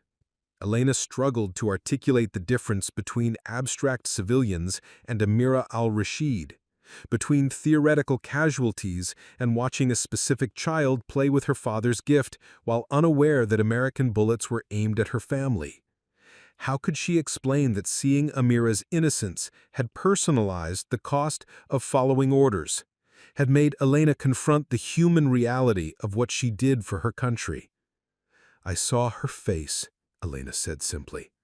"I watched her play with a wooden bird her father had carved for her. I couldn't pull the trigger knowing that my bullet might kill a little girl who collected flowers and believed in butterflies with jeweled wings. But you could pull the trigger on 47 other human beings who also had families and loved ones?" Elena felt the crushing weight of Hayes's logic, the recognition that her moral awakening had been selective and perhaps hypocritical. She had killed other people's fathers and brothers and sons without considering their humanity until it was too late to matter. Her conscience had chosen an arbitrary moment to assert itself, had drawn lines that couldn't be consistently maintained. "I can't defend the inconsistency," Elena admitted. "I can only explain that seeing Amira changed something fundamental about how I understood my work. I couldn't unknow her innocence, couldn't unsee her father's love for her, couldn't pretend that tactical necessity justified every action." The trial continued for another week, with expert witnesses debating the psychological pressures of sniper operations, the importance of following orders in military organizations, and the balance between individual conscience and collective discipline. Elena sat through testimony that dissected her motivations and character with clinical precision, watching her career and reputation dissolve under the weight of choosing humanity over duty. But as the proceedings continued, something unexpected began to emerge from the testimony and evidence. Other Marines came forward to describe their own moments of moral complexity, situations where following orders had required choices that haunted their dreams long after the missions were complete. The court-martial was becoming a broader examination of how modern warriors balanced tactical necessity with moral responsibility. Staff Sergeant Chen testified about the psychological challenges facing military snipers, the need for institutional support when precision warriors encountered moral complexity that their training hadn't prepared them to handle. Her testimony portrayed Elena not as a Marine who had broken under pressure, but as someone who had reached the limits of what any human being could be expected to do without questioning the moral implications. Private Santos took the stand to describe Elena's influence on her development as both a sniper and a Marine, explaining how Elena's example had taught her that technical excellence wasn't enough, that precision warriors needed moral courage to match their mechanical skills. "Master Sergeant Vasquez taught me that being a good Marine meant more than following orders," Santos testified. "She taught me that we have to think about the consequences of our actions, that we have to take responsibility for the choices we make, even when those choices are difficult." The testimony painted a picture of Elena as a Marine who had served with distinction until she encountered a situation that no amount of training could have prepared her for. A moment when following orders would have required her to become the kind of person she couldn't live with being. She chose to preserve her humanity while serving her country, and that choice represents courage rather than cowardice. When closing arguments began, Hayes presented Elena's disobedience as a fundamental threat to military discipline and operational effectiveness.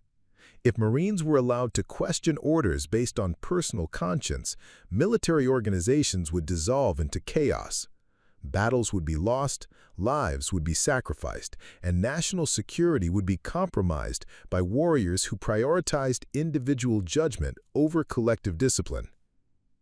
Master Sergeant Vasquez swore an oath to obey the orders of the officers appointed over her, Hayes concluded. That oath doesn't include exceptions for personal conscience or individual moral judgment. Military effectiveness depends on Marines who follow orders regardless of their personal feelings about those orders. Major Reeves presented the defense closing with equal passion, arguing that Elena's conscience represented the best traditions of American military service rather than a threat to discipline and effectiveness. She reminded the court that American soldiers had been expected to refuse illegal orders since the Nuremberg trials, that moral courage was as important as physical bravery in modern warfare. Master Sergeant Vasquez didn't disobey orders because she was afraid or incompetent, Reeves argued. She disobeyed because following those orders would have required her to become the kind of person she couldn't live with being. She chose to preserve her humanity while serving her country, and that choice represents courage rather than cowardice. The court deliberated for 3 days before returning with a verdict that satisfied no one completely. Elena was found guilty of willful disobedience of orders, but acquitted of the more serious charges related to endangering fellow Marines. The court recognized that her actions had been motivated by conscience rather than cowardice, that her service record demonstrated dedication to core values, even as her final mission had violated core discipline. The sentence was carefully calibrated to balance punishment with recognition of Elena's previous service, reduction in rank to staff sergeant, forfeiture of pay and benefits, and administrative discharge with general conditions. Elena would leave the Marine Corps with her freedom and veterans' benefits intact, but without the honor and recognition that 8 years of distinguished service might have normally earned. As Elena sat in the courtroom listening to the verdict, she felt a complex mixture of relief and loss. She had avoided prison and maintained her moral integrity, but she had also lost the career and identity that had defined her adult life. She was no longer Master Sergeant Elena Vasquez, the ghost of the Marine Corps, the precision sniper who never missed when it mattered most. She was simply Elena, a former Marine, trying to figure out what came next after discovering that some lines couldn't be crossed regardless of the consequences for crossing them. The aftermath of the court-martial created ripple effects throughout the Marine Corps that extended far beyond Elena's individual case.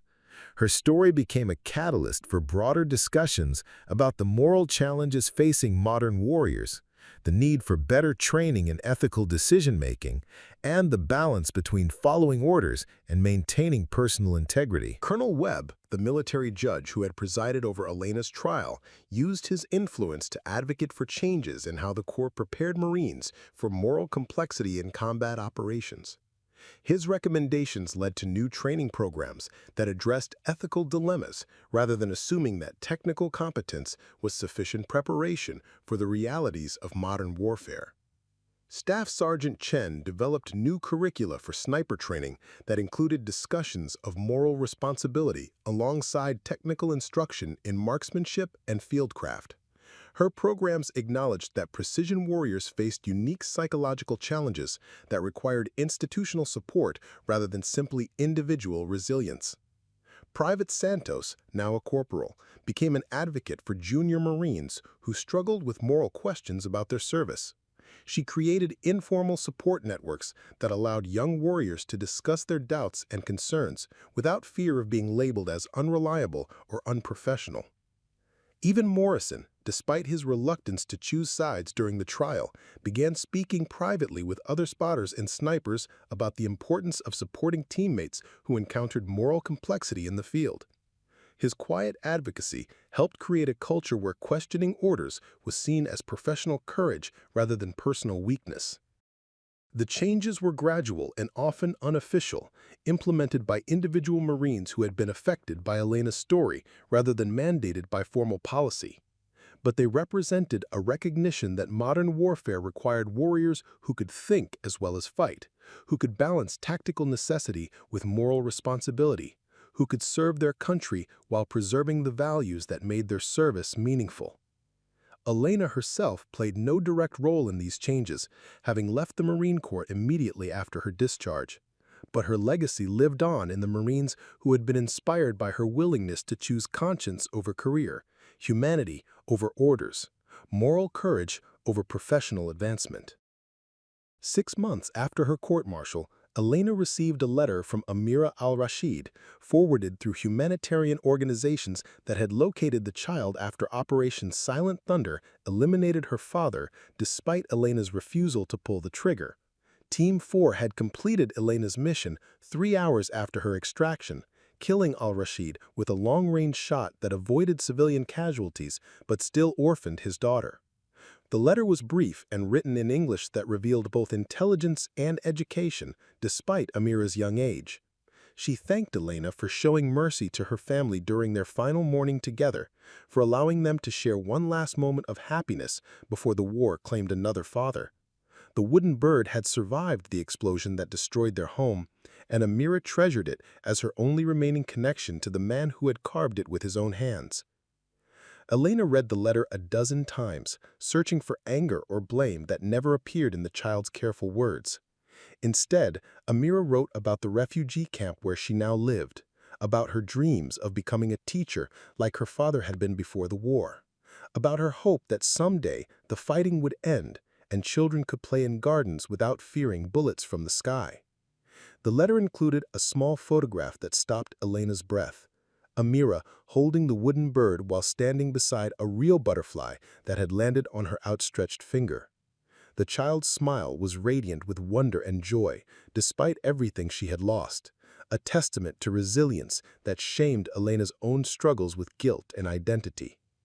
Elena kept the letter and photograph on her desk as she began rebuilding her life as a civilian, as she searched for new ways to serve something larger than herself, as she learned to live with the knowledge that choosing conscience over duty had saved one child's innocence while failing to save her father's life. The ghost of the Marine Corps had discovered that some victories were indistinguishable from defeats, that some choices created more problems than they solved, that some lines could be preserved only at the cost of crossing others. But she had also discovered that preserving humanity in the face of inhuman choices was its own form of victory, that moral courage was as valuable as physical bravery, that some defeats were more honorable than some victories. Elena was no longer the Marine Corps' most precise sniper, no longer the warrior who eliminated America's enemies without question or doubt. Master Sergeant, Santos asked during one training session, how do you know when you've made the right choice? In the field, I mean, when everything happens fast and you don't have time to think. Elena watched Santos adjust her scope, the young Marine's movements efficient and practiced. The question was innocent enough, the kind of concern any new sniper might have about performing under pressure. But Elena heard deeper implications, the same questions that had been troubling her own sleep. You trust your training, Elena replied, giving the answer she had always given before. You follow your rules of engagement, you focus on completing the mission and protecting your fellow Marines. It was the correct answer, the professional response that had guided Elena through dozens of successful operations, but as she spoke the words, she found herself wondering if they were still true, or if they had ever been adequate responses to the moral complexity of modern warfare. Santos nodded seriously, clearly memorizing the guidance. What if the training and the rules contradict each other? What if following orders means doing something that feels wrong? Elena felt a chill that had nothing to do with the California afternoon breeze. Santos was asking the question that Elena herself couldn't answer, voicing the doubt that had paralyzed her finger on the trigger 3 weeks ago. That's why we have military lawyers and chaplains, Elena said carefully. Complex ethical questions are above our pay grade. Our job is to be the best Marines we can be within the system we serve. Another correct answer, another professional deflection, but Elena could see that Santos wasn't satisfied, could recognize the same hunger for moral clarity that Elena had once possessed and recently lost. Permission to speak freely, Master Sergeant. Elena nodded, curious about what the young Marine would reveal. I've been reading about the war, not just the official briefings, but books by people who were there, journalists who covered the fighting. Some of them make it sound like the whole thing was a mistake, like we created more problems than we solved. Elena felt her chest tighten. Santos was walking down the same path of moral questioning that had begun Elena's current crisis of faith. The young Marine was discovering that wars weren't simple stories of good versus evil, that military actions had consequences that extended far beyond their immediate tactical objectives. "Private Santos," Elena said firmly, "our job isn't to make policy decisions about the wisdom of military interventions. Our job is to serve our country with honor and protect our fellow Marines. Everything else is politics, and politics is for politicians." Santos nodded reluctantly, but Elena could see that the questions hadn't been answered, only postponed. The young Marine would continue reading, continue questioning, continue wrestling with the gap between military idealism and geopolitical reality. Elena recognized the process because she was living it herself. Evenings were the most difficult part of Elena's routine. After official duties ended, she was left alone with her thoughts and the photograph of Al-Rashid kneeling beside his daughter. She had developed a habit of walking the base perimeter at sunset, following the chain-link fence that separated Camp Pendleton from the civilian world beyond. The fence was both symbolic and practical, a reminder that military life existed apart from the mainstream society it served, that warriors operated according to different rules and moral frameworks than civilians. But Elena found herself wondering whether the separation was healthy, whether professional soldiers needed more contact with the people they protected rather than less. Amira was now 9 years old and living in a refugee camp near the Syrian border. Her education supported by the same network that employed Elena. She had indeed inherited her father's intelligence and love of learning, excelling in mathematics and science despite the disruptions to her schooling caused by war and displacement. Her letters revealed a child who was processing enormous loss with remarkable maturity, who understood that the world was more complex than simple categories of good and evil. "I know you were the soldier who didn't shoot my papa," Amira had written in her most recent letter, her English now fluent enough to express complex thoughts. "The other children think that makes you weak, but I think it makes you strong. Papa always said that the strongest people are those who choose not to use their power to hurt others." Elena kept Amira's letters in a folder beside her bed, reading them whenever she struggled with doubts about her career transition or wondered whether leaving the military had been the right choice. The child's forgiveness and understanding provided guidance that no amount of counseling or therapy had been able to offer. Perspective from someone who had lived with the consequences of Elena's choices. But Amira's letters also carried reminders of the complexity that Elena continued to grapple with. Al-Rashid's network had been successfully dismantled by Operation Silent Thunder, preventing unknown numbers of future attacks and saving American lives. Elena's refusal to pull the trigger had not prevented his death or spared Amira from becoming an orphan, but it had preserved Elena's humanity at a moment when following orders would have required her to sacrifice the moral values that motivated her service. The mathematics of that choice remained impossible to calculate with precision.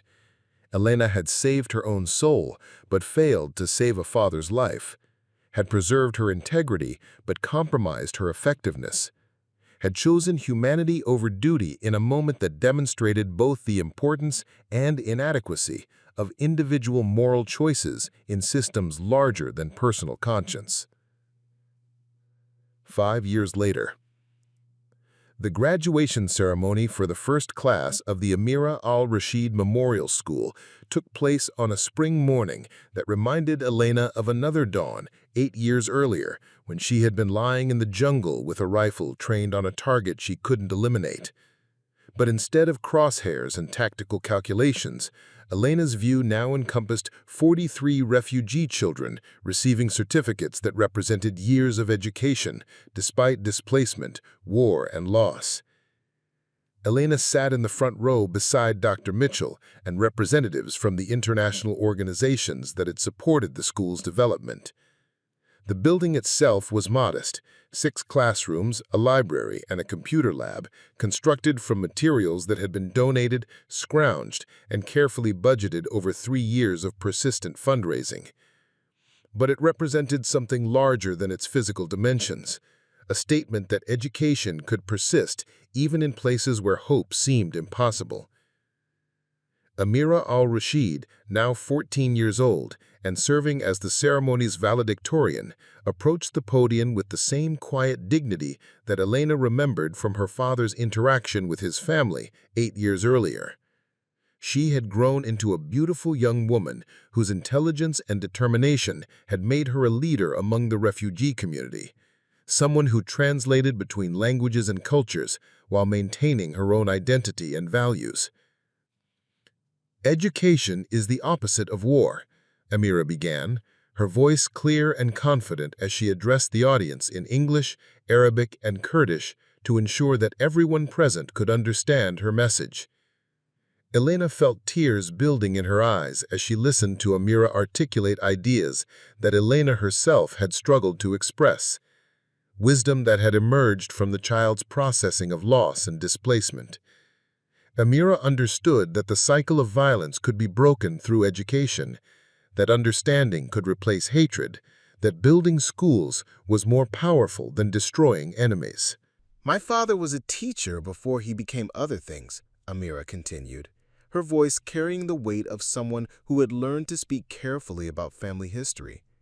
"He taught me that knowledge is the most powerful weapon against ignorance, that understanding is the best defense against fear, that education is the foundation for peace." The audience of parents, teachers, and community leaders listened with rapt attention as Amira described her dreams for the future: university study in engineering, returning to Syria to help rebuild infrastructure, using education to heal the divisions that had torn her country apart. Her vision was ambitious, but grounded in practical understanding of what reconstruction would require. "I want to build bridges," Amira concluded, "both the physical bridges that connect communities and the bridges of understanding that connect hearts and minds. Education gave me the tools to dream beyond my circumstances, and I want to share those tools with other children who need hope." After the ceremony, Elena approached Amira with the mixture of pride and uncertainty that had characterized their relationship since beginning their correspondence 5 years earlier. They had met in person only twice, but their letters had created a bond that transcended the circumstances of their first encounter. "Your speech was beautiful," Elena said, offering a hug that Amira accepted with genuine warmth. "Your father would have been proud." Amira smiled, but her expression carried complexity that Elena recognized from her own struggles with the legacy of choices made during wartime. "I think he would have been proud of both of us," Amira replied. "You for choosing not to shoot, and me for choosing to build." Elena felt the weight of Amira's forgiveness and understanding, the recognition that the child had found ways to honor her father's memory while transcending the anger and hatred that his death might have justified. Amira had chosen to see Elena as someone who had preserved mercy rather than someone who had failed to complete a mission, had found ways to transform loss into purpose rather than allowing grief to consume her future. "What's next for you?" Elena asked, genuinely curious about Amira's plans for continuing her education. "University in Amman," Amira replied, her eyes bright with anticipation. "Engineering program with a focus on civil infrastructure. I want to learn to build things that last, things that bring people together rather than driving them apart." Elena nodded, recognizing the same determination that had motivated her own career transition from destroyer to builder, from someone who eliminated problems to someone who created solutions. Amira's path would be more difficult because of her status as a refugee and the financial challenges facing her family, but Elena had no doubt that the young woman would find ways to achieve her goals.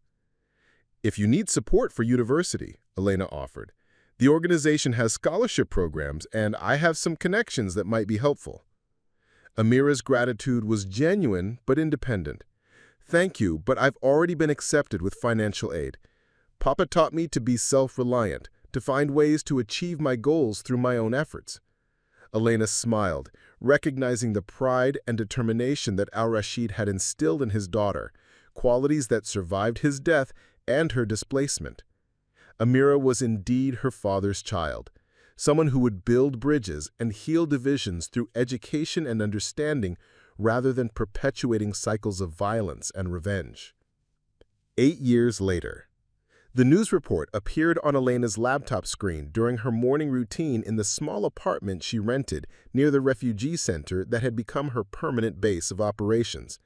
CNN International was covering the opening of a new children's hospital in Damascus, one of the first major reconstruction projects completed since the Syrian conflict had finally ended through negotiated settlement rather than military victory. The hospital's construction was supervised by civil engineer Mahmoud Al-Rashid, the reporter announced, and Elena's breath caught as the camera showed a confident young woman in a hard hat and safety vest, directing construction crews with the authority of someone who had earned respect through competence and dedication. Elena turned up the volume as the report continued, watching Amira explain the hospital's design and the challenges of building medical infrastructure in a city that had been damaged by years of fighting. The young woman's English was flawless, her technical knowledge impressive, and her vision for Syria's reconstruction both ambitious and practical. "This hospital represents hope," Amira told the reporter, standing beside the modern building that would serve children from across the region. "Not just hope for better medical care, but hope that we can build a future that serves life rather than destroying it, that prioritizes healing over violence." Elena felt overwhelming pride as she watched Amira articulate the values that had sustained both of them through their different journeys away from war and toward construction. The little girl who had played with glowing fungi in a moonlit garden had become a civil engineer who built hospitals and schools, someone who had transformed personal loss into public service. The report mentioned that the hospital was named for Amira's father, Dr. Mahmoud Al-Rashid, described as an educator and community leader who had been killed during the Syrian conflict. There was no mention of his bomb-making activities, no reference to the terrorist network that had claimed responsibility for killing American soldiers, no acknowledgement of the moral complexity that had once made him a legitimate target for Elena's rifle. Elena understood the editorial decisions that had shaped the news coverage.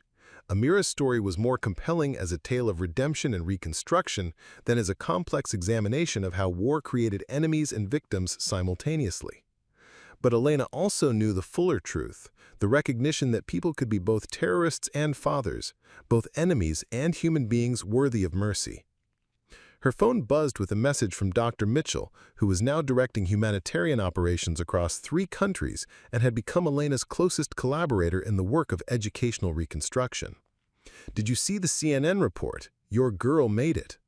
Elena smiled at the possessive reference, understanding that Amira had indeed become her girl through 8 years of correspondence, encouragement, and quiet financial support through scholarship programs. Their relationship had transcended its origins in a moment of military crisis, evolving into something that resembled family more than friendship. She typed back, "She was always going to make it. Some people are born to build rather than destroy." Mitchell's response came immediately, like her mentor. Elena considered the comment as she prepared for another day of logistical coordination and educational support. She had indeed become someone who built rather than destroyed, who created opportunities rather than eliminating threats, who served life rather than death. But the transition hadn't been easy or simple, and she remained aware that her civilian work was made possible by the military skills she had developed as a precision sniper. The organizational abilities, attention to detail, and capacity to function under pressure that made Elena effective in humanitarian work were the same qualities that had made her deadly in military operations. She had learned to channel those skills toward constructive objectives, but she remained fundamentally the same person who had once eliminated targets at impossible distances under extreme conditions.